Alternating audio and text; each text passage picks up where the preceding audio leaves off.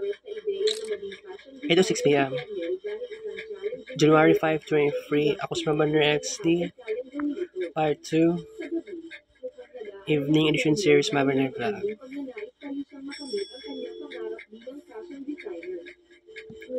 Okay guys. Tinignan niya ang litrato ng kanyang limaong ina sa pamumuti. Napagdesisyonan na ni Peñel kung ano ang pipiliin niya sa kanyang buhay. Kinabukasan, pumunta si Peñel kay Silvia at sinabi sa pinsan na sa susunod na 8 buwan, sisikapin niyang abutin ang kanyang pangarap bilang isang fashion designer. Si Peñel ay nagsisimula gumawa ng mga fashion design at ialok ang mga ito sa ilang mga butik upang ang kanyang mga produkto ay makilala ng maraming tao. Sinusuportahan ni Silvia ang plano ni Peñel at tinutulungan siyang bumisita sa ilang mga tindahan ng fashion para mag-alok ng mga disenyo ni Peñel. Gayunpaman, maraming mga tindahan ng damit at butik ang tumatanggi sa mga disenyo ni Peñel dahil ang mga materyales mula sa mga damit niya ito ay mababa ang kalidad. Nang marinig ang mga ito, nagpasya si Peñel na ibenta ang ginto ng kanyang limaong ina at gamitin ang pera para makabili ng mas may kalidad na materyales. Matapos magsinikap si Peñel na mapabuti ang kalidad ng mga materyales at disenyo para sa kanyang produkto, isa sa mga malalaking mall sa sentro ng lungsod ay handang i-display ang kanyang mga disenyong damit sa kanilang tindahan. Pinuri ng may-ari ng tindahan ang disenyo ng kanyang damit na napakaganda at elegante. Pagkatapos nito, nagsimula siyang gumawa ng mas maraming bilang ng kanyang disenyong damit sa isang convection factory. Pagkalipas ng ilang araw, biglang na-aksidente si Silvia sa motorsiklo at nagtamo ng sugat sa binti. Kasabay nito, nagkataon na dumaan si Sido sa pamamagitan ng pagmamaneho ng sasakyan. Agad silang tinulungan at dinala si Silvia sa ospital. Habang nasa ospital, narinig ni Sido ang pakikipag-usap ni Peñel sa telepono. Tila kinansela ng may-ari ng isang tindahan ng damit na may mahalagang layuning i-display ang mga disenyo ni Peñel dahil hindi pa rin kilala ng maraming tao ang tatak ng damit na ito. Okay, wait. Sa gabi, ako saling pag-amune ng kuan, font 17. Try na to ha. Magtrabaho sa construction company ng kanyang ama, ngunit tumanggi siya dahil gusto pa niyang magpahinga at mag-enjoy sa kanyang buhay. Nang marinig ito, nataranta ang ama ni Sido at nagpasyang putulin ang credit card ni Sido. Sa halip na magreklamo, sinabi ni Sido na magsusunikap siya para matustusan ang kanyang mga gastusin sa pamumuhay sa ibang bansa.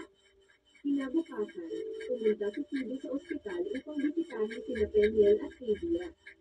Sinabi ni Sido na narinig niya ang tungkol sa pakikipag-usap ni Peñel kahapon at nag-alok na maging assistant nila. Si Peñel na gustong suklian ang kabaitan ni Sido ay nagpasya na kunin siya kahit na maliit lang ang sweldo. Sang-ayon dito si Sido dahil sa kasalukuyan, wala siyang trabaho at wala man lang pera. Kinabukasan, inilungkahin ni Sido kay Peñel na magkaroon ng opisina para mas mahusay silang magtrabaho. Dinala niya sina Peñel sa lugar ni Roger sa isang bakanteng gusali. Mula noon, nagsimula silang magtulungan upang mabuo ang kanilang opisina. Laging sinasamahan ni Sido si Peñel na bumisita sa iba't ibang tindahan ng damit at butik para mag-alok ng kanyang mga disenyo. Nang si Peñel ay magbabayad na ng production fee sa convection factory, hiniling ng may-ari ng pabrika na magbayad ng multa na 10 milyong rupees dahil huli na siya sa Tama ba ang kung ano? Hindi dapat screenshot moment sa pangalan. Gayunpaman, si Sido na napagtanto na ang convection factory ay nandaraya ay agad na Sabon na to guys. na umalis muna sa silid at hiniling na makipag-ugnayan kay Silvia. Nang umalis si Peñel sa silid, binasaan ni Sido ang may-ari ng pabrika na Okay, mauna ning pinaka dahil sa paglabag sa batas official pangalan ang pabrika at may mga menor na edad sa na screenshot. nagtatrabaho dito. Nang marinig ito, nagpasya ang may-ari ng convection factory na huwag ng katawan ng multa si Peñel at tumanggap lamang ng bayad sa halaga sa ilalim ng kanilang unang kasunduan. Kinabukasan, ipinagpatuloy ni Peñel at Sido ang kanilang pagsisikap na maghanap ng mga butik o tindahan na handang mag-market ng mga disenyo ni Peñel. Habang nasa daan, napansin ni Peñel ang ilang babaeng abala sa pagsa-selfie para ipakita ang kanilang mga estilo at kaakit-akit na estilo ng pananamit. Naging inspirasyon ito sa kanya na ialok ang kanyang mga damit sa social media. Nang marinig ang ideya ni Peñel, na dapat silang lumikha ng isang application na maaaring maiugnay sa Instagram upang maakit ang interes ng mga investor. Pagkatapos ay inanyayahan ni Cebu si Kendall para makipagkita sa isang kakilala na ngayon ay isang programmer. Gayunpaman, nang malingin ang binata ng mamahaling bayad para maisagawa ang application na hinili ni Kendall, agad na tumanggi si Cebu dahil masyadong mataas ang presyo para sa simpleng application. Nang makipagkita sina Kendall at Cebu sina Rhea at Raji, iminungkahi ni Raji na mag-apply si Cebu para sa kanilang negosyo. Nang marinig ito, agad siyang tumanggi dahil ayaw nang maranasan ng kabigyo ang gaya ng kanyang application project noong nakaraan.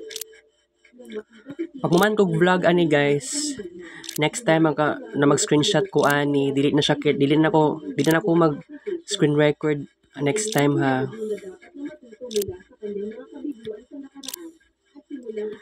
Tagaan ta mo og awareness.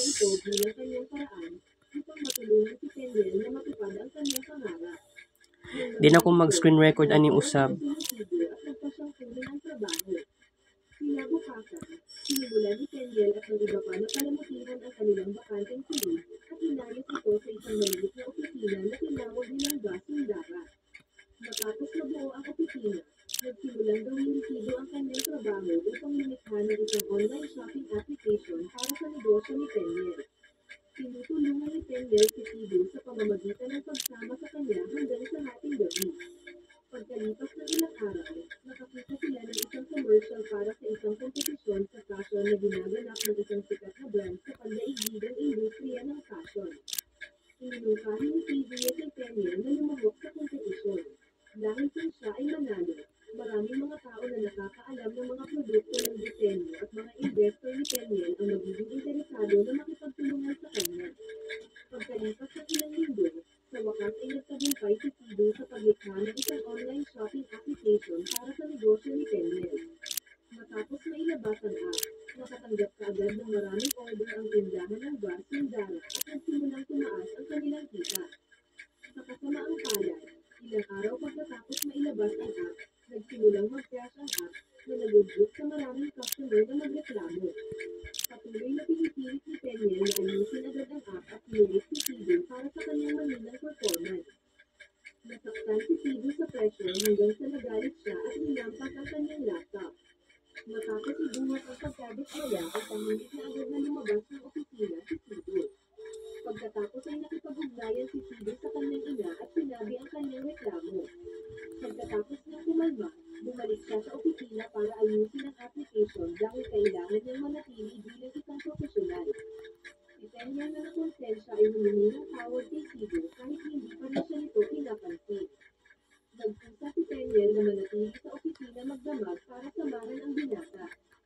Habang natutulog si Kendall, patuloy siyang nagsasalita at humihingi ng tawad sa kanyang yumaong ina na naging dahilan upang ma-curious si Cebu sa nangyari sa ina ni Kendall.